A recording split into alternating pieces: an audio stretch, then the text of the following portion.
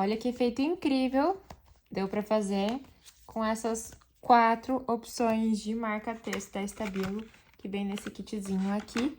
Então, agora achei mais uma forma de utilizar o marca-texto preto, que na verdade um ocultador de informações. Também fica bem legal fazer esse efeito aquarela utilizando apenas um plastiquinho. Vai passando aqui o marca-texto em cima, depois só aplica no papel, que já dá esse efeito lindíssimo de aquarela.